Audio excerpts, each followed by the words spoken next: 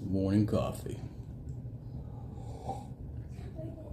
in an old-fashioned coffee cup. It's solid.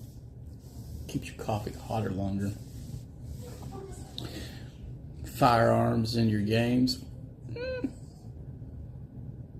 I've always had bad luck, right, with technology in my fantasy games, and I know that's a good trope for the fallen world or the fallen city, aliens and stuff. But I just had bad luck for players.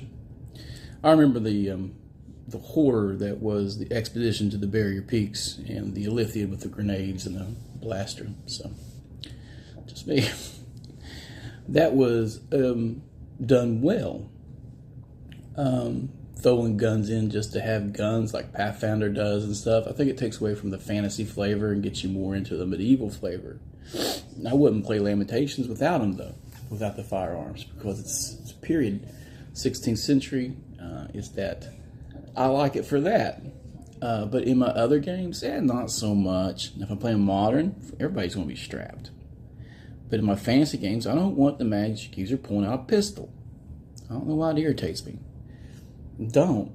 Merlin, the spoon guy, not the Arthurian guy.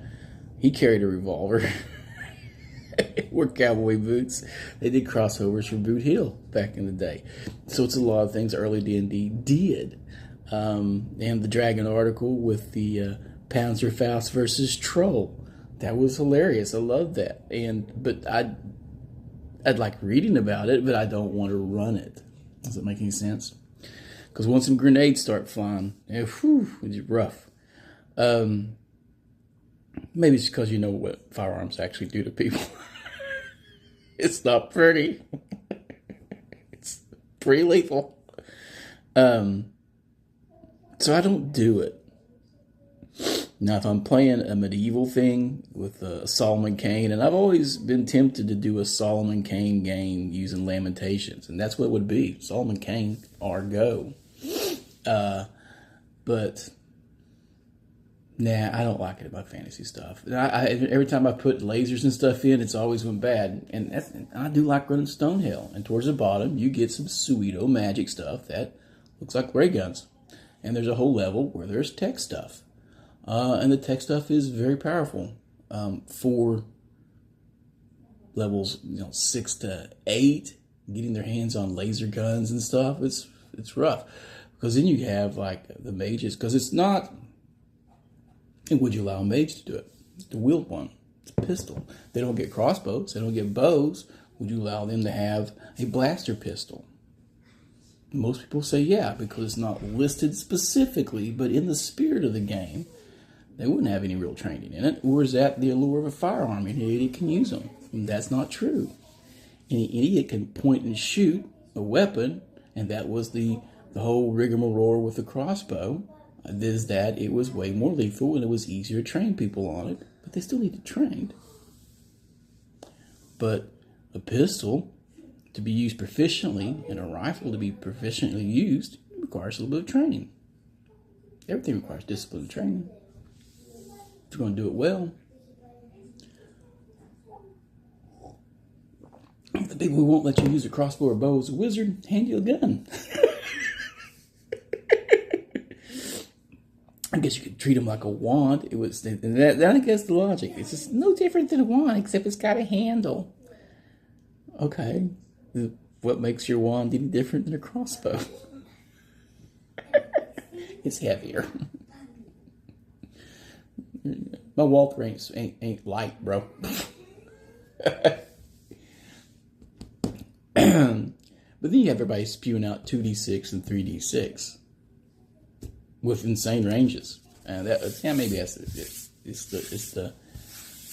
It changes your roles. It turns even you save your wizard for key encounters, and now he is dishing out range damage that's decent. We're going to talk about body armor and shields and the metallic skin suits, which are like elfin chainmail, sci-fi elfin chainmail. They always love those, even though it might be only AC 6. The fact that they have The one that was in one of the modules I used as an outlier had these blue skin suits, and it was organic, so it would eat your waste. You didn't have to ever take it off, which players love. I never have to take this off. I never take it off then. Okay. That sounds disgusting to me, but you know. What are you going to do? What are you going to do? I was kicking around ideas for things to do with my games, and I read an article about guns in your sci-fi games. So you're thinking, and I could always see maybe like gnomes and dwarves being the ones that have the bombards and the guns. And how are you going to do it? You can't. Well, you make them extremely expensive. That's what you do. You make them rare and expensive. So once I buy the blunderbuss or whatever off the dwarf, then that's the dwarf I have to get the gunpowder on. And everybody's like, well, I'll just make it. Really? Okay, so you're going to turn into a merchant and make it. Now that dwarf who has a monopoly on firearms and the blast powder, is he going to allow you to just start making it yourself? No, it's a protected cultural secret. A, they may not even sell it to you to begin with. And B, once you start making it yourself, then you may have some dwarves showing up that kick your head in or blow up your mine. Do you really want to get into a mine war with a bunch of dwarves sapping your tunnels? And they got guns and gunpowder? Changes the whole dynamic, doesn't it? We don't need magic. We got the gat. Just kicking ideas around. I don't like it. Just a personal thing. I have a few players, as soon as there's a gun in the game, they're playing a gunslinger of some sort. Gunslinger mage or whatever. And I know there's some subgenres of fiction where that's just everywhere. I'm just not a fan of it.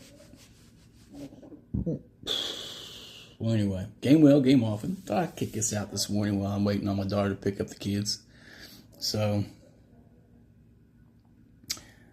I've got to do some stuff around the house for this big winter storm. I'm going to be snowed in, which means I might make quite a few videos. Even maybe I meant to do a live stream last night, but I was tired. These grandkids wore me out. I was so tired. Later, guys.